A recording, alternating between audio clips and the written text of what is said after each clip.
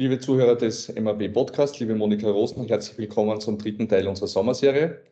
Du bist Vizepräsidentin der Österreichisch-Amerikanischen Gesellschaft und kannst auf eine sehr lange Erfahrung als Börsenanalystin zurückblicken. Gab es denn in den letzten Jahren, in der letzten Zeit schon Phasen, wo Prognosen so schwierig zu treffen waren, wie es jetzt der Fall ist? Und wenn ja, was konnte man aus diesen Phasen lernen?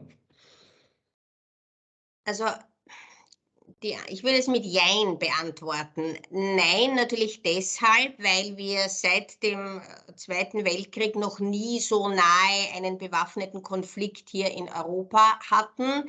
Wir haben dazu das Thema Inflation, eine drohende Rezession, Corona, die Klimakrise. Also wir haben multiple Krisen auf einmal, in der Häufung und in der Massivität, würde ich sagen, kann ich mich nicht erinnern.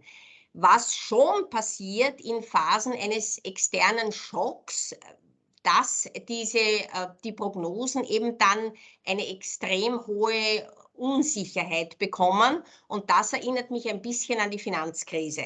Die Unternehmen und vor allem die Banken damals, die Gewinnprognosen waren eigentlich nicht mehr zu treffen, und es hat relativ lange gedauert, bis sich der Rauch ein bisschen verzogen hat und man dann eigentlich erst sagen konnte oder die Lage einschätzen konnte. Was jetzt diesen Krieg betrifft, ich bin kein Militärstratege, weiß ich nicht, also das ist, würde ich sagen, offen.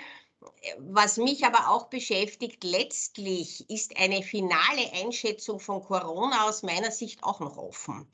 Denn wie werden wir allalong mit diesem Virus leben? Welchen Einfluss hat es dann tatsächlich auf unser Konsumverhalten, gleichzeitig mit der Klimakrise, mit fossilen Energieträgern, den Einschränkungen da?